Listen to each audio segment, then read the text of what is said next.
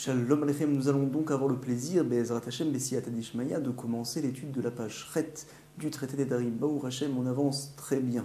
Nous avions vu à la page Zayin plusieurs points très importants. Tout d'abord le principe de nidouille, de quarantaine. Une personne qui est mise en quarantaine, lorsque par exemple il a fait une des 24 Averot, un des 24 Isurim qui sont cités dans le Shulchan Arour, alors le Beddin se doit de le mettre en quarantaine. Combien de temps? Pendant 30 jours. On le met une fois en quarantaine, deux fois en quarantaine. Si jamais il continue, alors on le mettra ce qu'on appelle en Kherem, c'est une quarantaine poussée, beaucoup plus dure. On sait comme quoi il n'aura pas le droit d'étudier même la Torah avec certaines personnes, on n'aura pas le droit de lui enseigner, il ne pourra pas lui non plus enseigner la Torah. On lui donnera tout juste ce qu'il a besoin pour pouvoir vivre et on le laissera ouvrir une petite boutique, un petit magasin pour pouvoir tout simplement vivre. Les différentes lois du nidouille, de la quarantaine, on les avait expliquées lors de la page Zayin. Autre point important, on avait vu comme quoi Hachem nous a dit, attention de ne pas citer mon nom en vain. Certains apprennent ça du fait qu'il est marqué dans la Torah, Lotissa et Shem Hashem Nashav. D'autres apprennent, dit le Ran, comme quoi on se doit de craindre Akadosh Baruch Hu. Et donc, il est marqué par la suite du Passouk, tu jureras et tu diras le nom d'Hachem. Et on apprend justement de là-bas, comme quoi je dirai le nom d'Hachem uniquement pour jurer et accomplir le serment que j'ai fait. Ou sinon, on n'a pas le droit de citer le nom d'Akadosh Baruch Hu en vain. Nous allons avoir le plaisir de voir tout de suite l'enseignement de Rav Gidel, qui a été dit au nom de Rav. Il vient nous apprendre un point très important. Est-ce qu'on a la possibilité de jurer pour réaliser une mitzvah? On sait tous qu'on était au Har Sinaï, au Mont Sinaï, pour recevoir la Torah, et là-bas, tous les esprits de chaque juif étaient là-bas pour recevoir la Torah et pour jurer d'accomplir, faire un serment d'accomplir toutes les mitzvot de la Torah. C'est la raison pour laquelle, justement, nous dit Srazal, tout juif en lui a une émouna, une croyance divine, contrairement aux autres peuples des nations. Pourquoi? Parce que ce Neshama était au Har Sinaï et a vu tout ce qu'il s'est passé, le don de la Torah, bien que c'est possible que par la suite il croit moins en la Torah du fait qu'il ait mangé des choses interdites, du fait qu'il s'est impurifié, mais en lui il a bien sûr profondément cette croyance-là, on peut tous voir une telle chose. En tout cas, va nous enseigner Rav Gidel, au nom de Rav, encore une fois, comme quoi, Minaïn, d'où sait-on que l'on peut jurer pour accomplir une mitzvah, un commandement de la Torah. Midayin shenishbaim lekayem et mitzvot sheneemar. Il est marqué dans le pasuk, nous dit David Amelech dans Tehillim, nishba'ati ve'akayma lishmor mishpetet tzidkecha. J'ai juré et je vais réaliser de garder tes lois justes, les lois justes. Ve'alo mushba ve'omed. Comment est-ce possible de jurer de faire une telle chose? En général, on apprend dans le traité Shavuot, à la page Kaftet, au recto de la page, comme quoi on ne peut jurer la Tivoléara uniquement pour réaliser ou donc s'interdire de faire une chose qu'on aurait pu faire ou réaliser et qu'on avait le droit de faire une telle chose, Bereshut. Par contre, si c'est une mitzvah qu'on est obligé de faire, par exemple, on ne peut en aucun cas jurer de l'accomplir ou bien jurer de ne pas l'accomplir. Ce n'est pas possible. Comme ça, pense la Gemara. Ve'alo, Mouchba ve'omed, c'est la raison pour laquelle la Gemara nous dit à la troisième ligne, mais attends, il a déjà juré au Har Sinaï qu'il allait faire les mitzvot, donc forcément il ne peut pas rejurer encore une fois qu'il va donc accomplir les mitzvot. Et là, voici comment nous devons de comprendre ce que nous a enseigné Rav. Hakamash Malan, ça vient nous apprendre que quoi?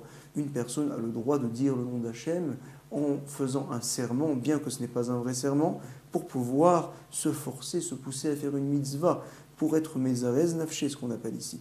Hakamash Malan, desharel elehinish, les arrousés nafché.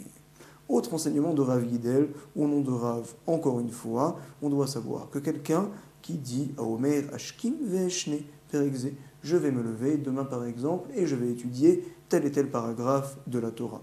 Et je vais donc apprendre tel et tel maseret, maser tazou, eshne maser tazou. Alors, Neder Gadol, il dit c'est un grand Neder que je fais. Il dit c'est un Neder au Dieu d'Israël que je fais. Neder l'Eloké Israël, nous dit le Ram, comment est-ce possible? Ce n'est pas un Neder, ce n'est pas un vœu, c'est un serment. Pourquoi? On avait vu à la page bête un point très important tout d'abord, on se doit de le rapporter ici, comme quoi il y a une grande différence entre un Neder, quelqu'un qui dit cette chose-là m'est désormais interdite, alors on sait que finalement le Neder se pose sur l'objet. Par contre, quand il dit « je vais réaliser telle chose, je vais faire telle chose », alors là, donc l'obligation ou bien l'interdiction se porte sur lui-même. C'est un issour qu'on appelle issour gavra et non pas issour hefza.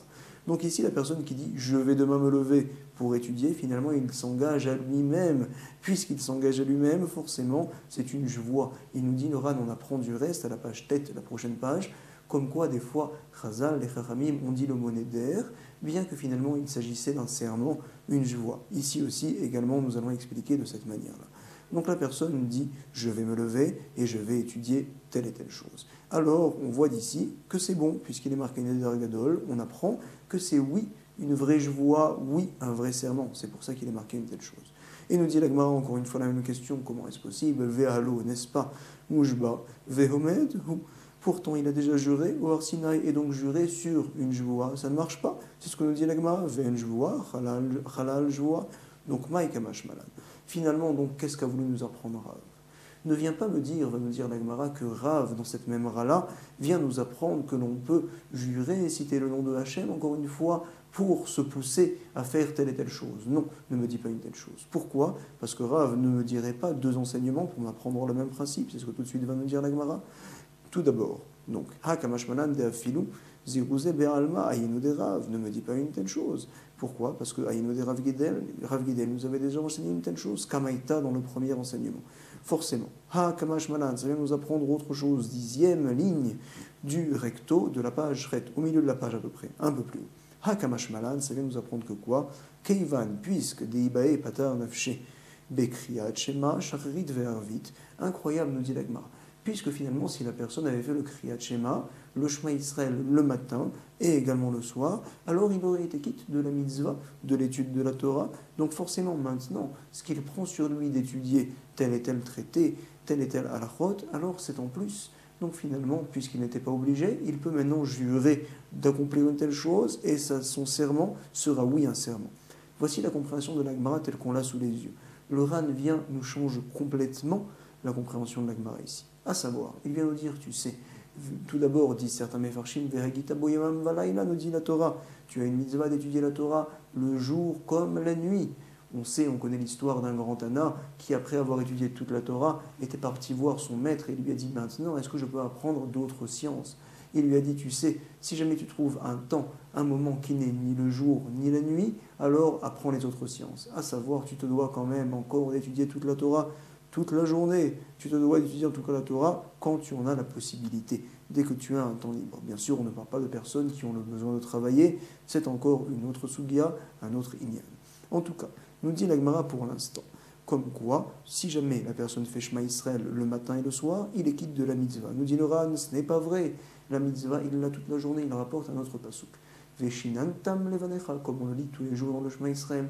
Tu te dois de l'enseigner à tes enfants. Comment? Nous disait les Chachamim, Sheyu mechudadim beficha, que tout soit clair dans ta bouche et dans ton esprit, que tu saches répondre à toute question à n'importe quel moment, à n'importe quel instant. Donc finalement, on a une mitzvah d'étudier la Torah, et le fait de faire le Shema Israël, ça ne nous rend pas quitte de cette mitzvah. Du reste aussi, il est bon de savoir qu'on a deux mitzvot. Une mitzvah d'étudier la Torah et une mitzvah de connaître la Torah. La mitzvah de connaître la Torah, on apprend comme quoi elle est plus grande même que celle de l'étudier. Par exemple, une personne peut ne pas étudier pendant plusieurs heures pour aller à la rencontre de son maître et apprendre de lui des paroles de Torah. En tout cas, on a une mitzvah, nous dit le Ran, d'étudier la Torah outre le Shema Israël du matin et le Shema Israël du soir. Nous devons de comprendre la Gemara ainsi. À savoir, puisque cette mitzvah-là n'est pas marquée noir sur blanc clairement dans la Torah, mais on la déduit des mots de la Torah, c'est la raison pour laquelle, là je vois, le serment peut se poser. Donc sort du Ran un point très important, quand est-ce que je dis qu'un serment au sujet d'une mitzvah, ça ne marche pas, au sujet de mitzvot uniquement, qui sont des mitzvot marqués clairement dans la Torah, noir sur blanc. Mais quand on les a déduits, alors ces mitzvot-là, si on jure de les accomplir, alors c'est considéré comme un vrai serment, comme une vraie joie. Donc nous enseigne la Gemara maintenant. Autre chose, vient nous dire Rav Gidel au nom de Rav, sache comme quoi. À Omer le Chavero, quelqu'un qui dit à son ami, dis-moi, Nashkim venishne perek, nous allons nous lever demain ensemble et nous allons étudier tel et tel perek de la Torah. Alors, alav le Hashkim, c'est à lui, nous dit la Gemara, de se lever demain plus tôt que son ami et donc de le devancer et de l'attendre. Tout c'est qu'on apprend une telle chose. Incroyable. On apprend ça de Yecheskel. Il est marqué dans le pasuk Vayomer Elai Kum Tse El Abikra. Dit Yecheskel, Hachem m'a dit, lève-toi et va vers la vallée, Vesham et Daber Otecha. Et là-bas, je vais parler avec toi. Va et à la Bikra, dit Yecheskel, finalement, je suis sorti vers la vallée. Et voici, Vehine, Sham, Kavod Hachem, il y a là-bas le Kavod, la présence divine, Kavod Hachem, Omed. Donc, on apprend d'ici que finalement, le Kavod d'Akadosh Baruch Hu était là avant même que Yecheskel arrive. Donc, également, la personne qui lance quelque chose, comme ici Hachem a dit à Yecheskel, viens, alors se doit lui-même de devancer et de commencer à faire la chose avant son prochain, de continuer à lancer la mitzvah, continuer à justement vouloir accomplir cette mitzvah. On connaît l'histoire de la femme du Gaon de Vilna qui justement une fois avait dit à son ami, tu sais, lorsque l'une de nous deux partira dans le monde futur, qu'elle vienne dire à son ami dans ce monde-là, par un rêve, qu'est-ce qu'on reçoit dans le monde futur. Une des deux est Nifteret, et elle est venue dans le rêve, elle a dit à son ami, je ne peux rien te dire sur le monde futur.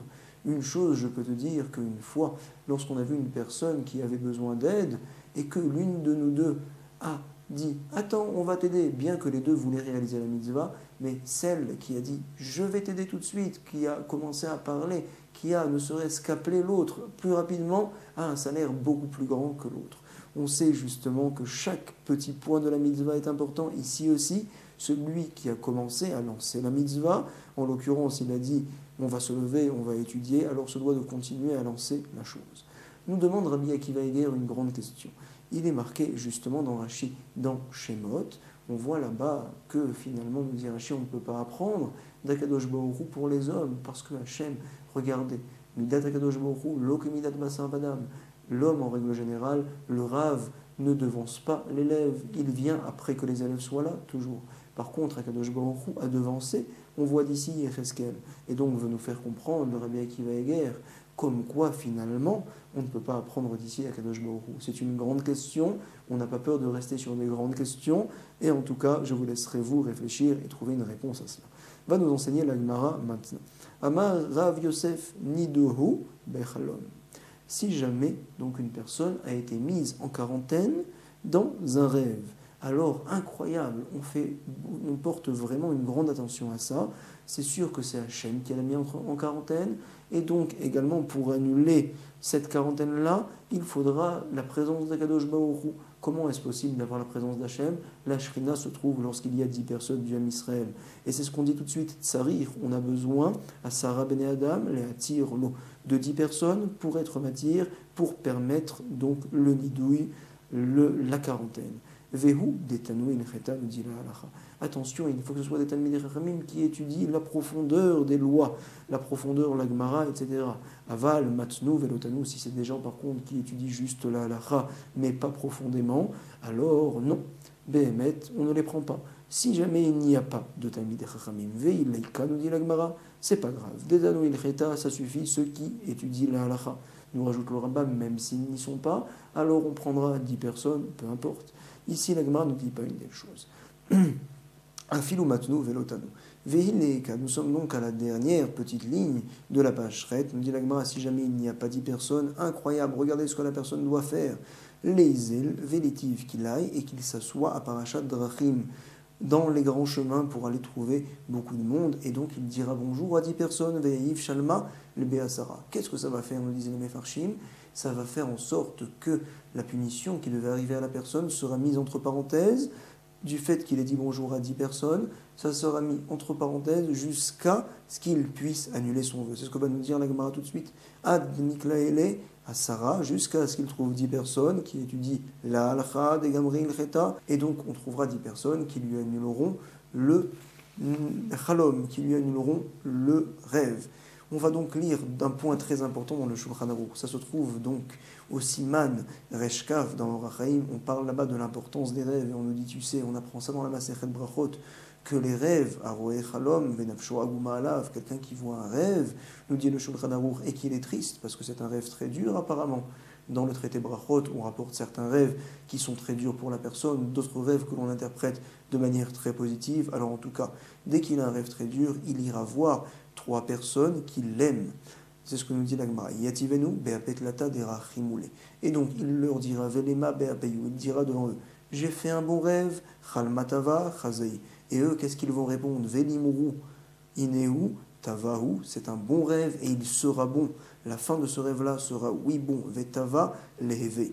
On apprend, on nous dit, notre traité Brachot là-bas, comme quoi le rêve va d'après l'interprétation de ce rêve-là. C'est pour ça qu'il doit y avoir des gens qui l'aiment. Il y a des histoires tout à fait incroyables à ce sujet-là. Deuxième halakha, halakha bet, nous dit Maran, Yafet anit levaten chalom, ra kesh la neoret. Il est donc très bon de jeûner pour annuler un mauvais rêve, kesh la neoret, lorsqu'on le fait tout de suite, de la manière que la neoret éteint le feu très rapidement. Le lendemain, lorsqu'on a fait un rêve, on se doit de jeûner, à tel point qu'il est marqué dans le Shulchan Aruch que l'on se doit de jeûner. Mais on a le droit de jeûner en tout cas, même le Shabbat, si jamais on a fait un rêve très dur, bien qu'en général on n'a pas le droit de jeûner le Shabbat. On doit savoir également que le Chazon Ish pense, tient, certains d'autres également, comme quoi de nos jours on ne fait plus attention à ces rêves-là. Pourquoi?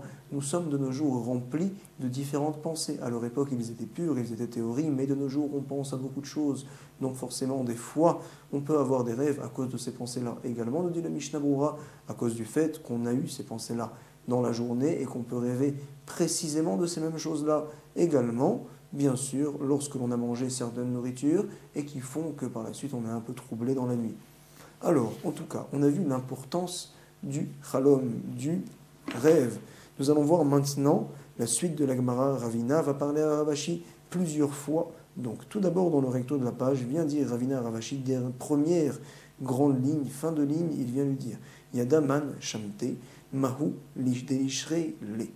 Grande question. Il va lui dire si jamais une personne a rêvé et qu'on l'a mis donc en quarantaine dans le rêve, et il sait qui c'est qu'il a mis en quarantaine, il a rêvé que Réhouven, par exemple, le mettait en quarantaine. Alors, est-ce qu'il serait bon d'aller voir tout simplement juste Réhouven pour qu'il annule cette quarantaine-là? Il était chaliar, il était envoyé pour que la personne soit mise en quarantaine, il le sera également apparemment pour pouvoir faire sortir la personne de cette quarantaine-là. Il lui répond Ravashi, non, ce n'est pas bon. Pourquoi? À Marley, les chamotés, Chavé Chaliar, il était Chaliar envoyé pour mettre la personne en quarantaine. Qui te dit que Hachem l'a également fait Chaliar, fait envoyer pour annuler cette quarantaine-là? Les Mishrele, pour lui permettre, Lo Shavio à Chaliar, il n'est pas Chaliar. À Marley, Ravacha, les Ravashi. Autre cas, formidable. Shamte, Vesharoulé, Bechalme. Quelqu'un donc qui a rêvé qu'on le mettait en quarantaine, il a également rêvé dans le même rêve ou dans un autre rêve, juste après, comme quoi on le faisait sortir de la quarantaine. Est-ce que c'est bon ou pas, finalement? Est-ce qu'on considère qu'il est encore en quarantaine ou pas? Sur ce, regardez la réponse de Ravashi. Amarle. Keshem chez Yefchar les barbes et l'oteven, de la même manière qu'une récolte, il n'y a pas de récolte sans obsolète, sans mauvaise chose, sans déchets. Alors également, un rêve sans choses qui sont devarim betelim, des choses en plus, ça n'existe pas. Car Yefchar lechalom belo devarim betelim, nous dit Ravashi. Où c'est qu'on apprend un tel principe? On voit donc dans le Sefer Bereshit que Yaakov Avinu a donné beaucoup d'importance aux rêves de Yosef. De Yaakov, Shamar et Adavar, il a gardé ces paroles-là. Yosef est venu le voir, il lui a dit, tu sais, il y a 12 étoiles qui s'inclinent devant moi, une grande étoile. Et alors son papa lui a dit, comment est-ce possible que moi et ta maman Rachel, on vienne s'incliner avec tes 10 frères devant toi? Ce n'est pas possible. Pourquoi, dit Yaakov? Parce que Rachel est Nifteret, elle n'est plus de ce monde-là, ce n'est pas possible. Pourtant, il est marqué Yaakov, Shamar et Adavar. Yaakov a gardé ce rêve-là. Comment est-ce possible? Yaakov savait, nous dit Rashi, que dans les rêves, il y a toujours quelque chose, il y a toujours des choses en plus, ce qu'on appelle ici Dvarim Betelim. La Gemara va nous rapporter encore une fois Ravina, est venu voir encore une fois Ravashi pour un cas particulier. Ravina Havale Lindra le Debeitehu. Nous sommes à la deuxième ligne du verso de la Pachrette, et donc Ravina a vu que sa femme, un jour, avait fait un vœu.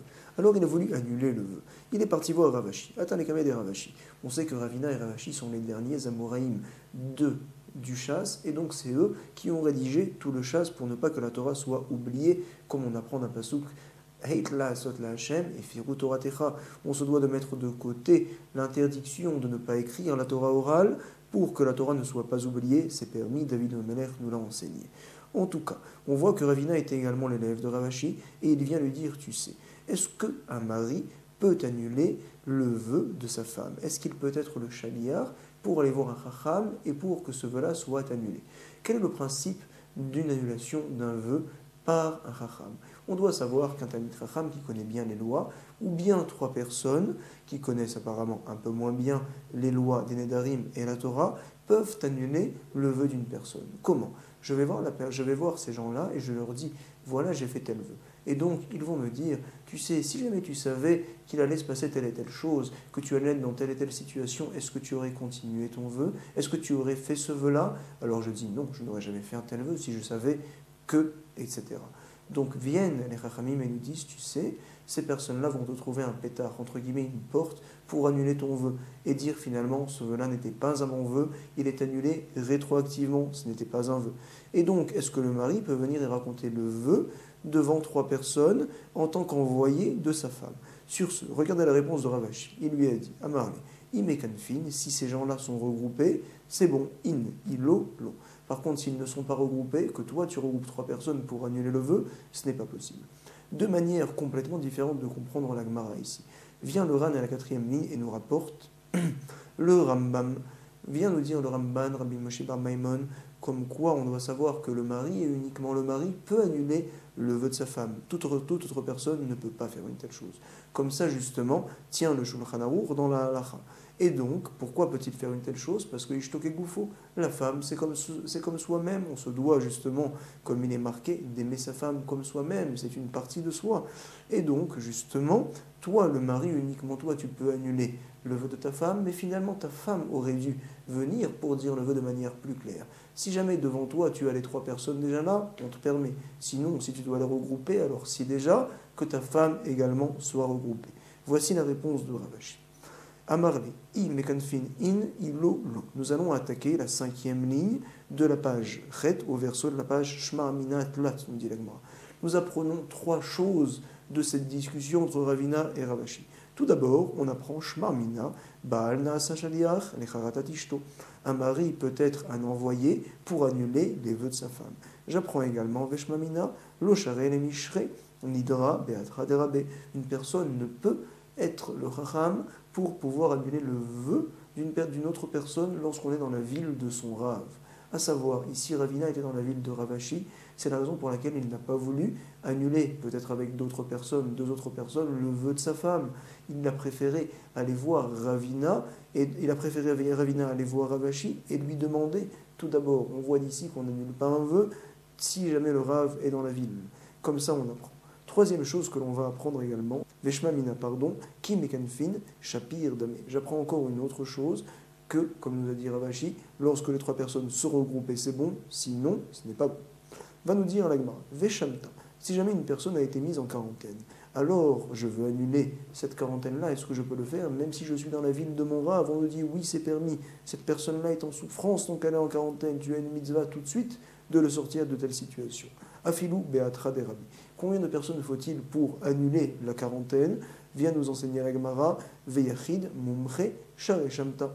Une personne, même toute seule, lorsqu'il est mumche, qu'il connaît bien les lois, alors un Talmid Chacham peut justement annuler cette quarantaine-là, c'est oui permis. Va la Gemara nous enseigner. Amar Rabbi Shimon bar Zvid, au nom de Rabbi Yitzhak, bar Tavla, qui lui-même a dit ça au nom de Rabbi Chia. Regardez cet prénom, Rabbi Chia Arika, le grand Rabbi Chia, qui était du Beth Midrash de Rabbi Acha, qui lui-même a dit ça au nom de Rabbi Zegra. Cette chose-là a été enseignée par Rabbi Eliezer au nom de Rabbi Hanina, qui lui-même a dit ça au nom de Rabbi Miacha, au nom de Rabbi Yehuda bar Ilaï. Nous sommes remontés très loin, nous sommes remontés très haut pour nous rapporter un passouk tout à fait formidable. Il est marqué justement dans Malach. Puisqu'on parle jusqu'à présent, on avait vu ça à la page Zayin, des Yiresheni, ceux qui craignent Akadosh Baruch Hu, et donc ils ne disent pas le nom d'Hachem en vain, bien sûr. Alors on dit le passouk, Akadosh Baruch Hu va leur donner une grande récompense. Je vais donc vous faire briller le soleil, Shemesh Tzedaka ou Mirpa, pour vous guérir, vous qui craignez le nom d'Akadosh Baruch Hu. C'est ce que nous dit la Gemara tout de suite. À savoir, nous sommes à la 14e ligne, et nous dit la Gemara, Elu bnei Adam, shehen yirin, leotzi shem shamaim. Nous parlons ici de gens qui craignent de dire le nom d'Akadosh Baruch Hu en vain, les vatala. Et la suite du pasuk nous dit, Shemesh tzedaka ou mirpa, le soleil va les guérir. Alors, comment est-ce possible une telle chose? nous explique le Maharsha quelque chose de formidable. On sait que lorsque l'on étudie la Torah, on fait tenir le monde entier. Également, celui qui craint le nom d'Akadosh Baruch Hu par sa crainte, alors il fait tenir le monde entier. Pourquoi? Parce que Hachem a créé le monde, également pour son kavod, également pour qu'on apprenne à craindre Akadosh Baruch Hu et à se rapprocher de lui.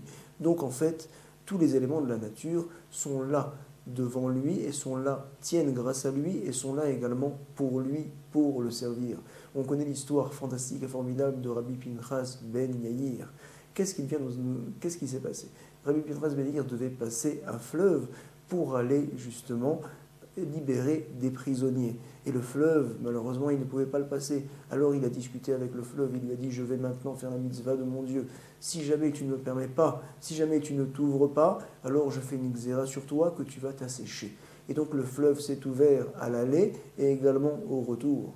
Du reste, ce n'est pas un très grand miracle. Pourquoi nous dit le Nefesh HaChaim, comme quoi, vous savez, après que la Torah ait été donnée, alors, Behemet, la nature, les lois de la nature sont dépendantes des Talmidei Chachamim.